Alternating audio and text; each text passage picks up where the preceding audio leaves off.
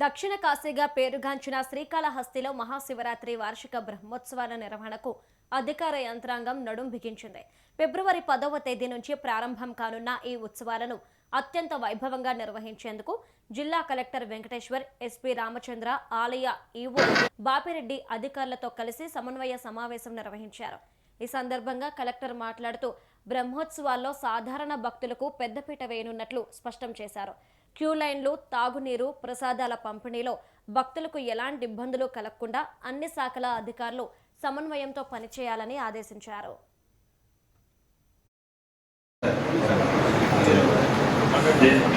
Water అనేది ఏర్పాటు చేయవలసి ఉంటుంది. సో క్రౌడ్ మనకి ఎక్కువగా ఉంటారు కాబట్టి ఈ దోమలు వచ్చేటువంటి ప్రమాదం ఎక్కువగా ఉంది.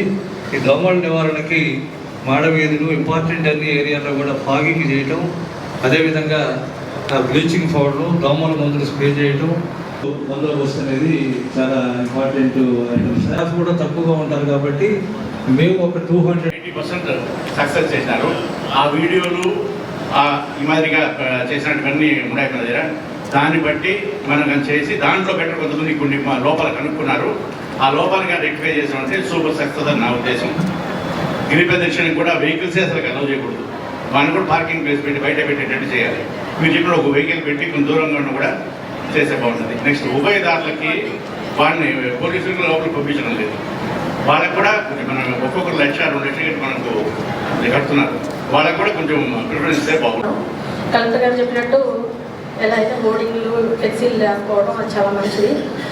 సేమ్ ఎలా అయితే తిరుపతి ఉందో కాళహస్తి కూడా అదే స్థాయిలోకి వెళ్ళాలని నేను మనస్ఫూర్తిగా కోరుకుంటున్నాను. కూడా 1-2 చోట్ల పెట్టకుండా వీలైనంత వరకు మనకి తిరుమలలో కనుక స్టాల్స్ లాగా పెట్టి అందుబాటులో పెడుతూ ఉంటారు.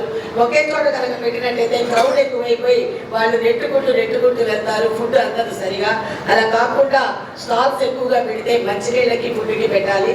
అలాగే డాక్టర్స్ కూడా ఇందాక చెప్పారు. ఆ డాక్టర్స్ పాయింట్ చూసి అక్కడ తప్ప వేరే చోట అవసరం లేదని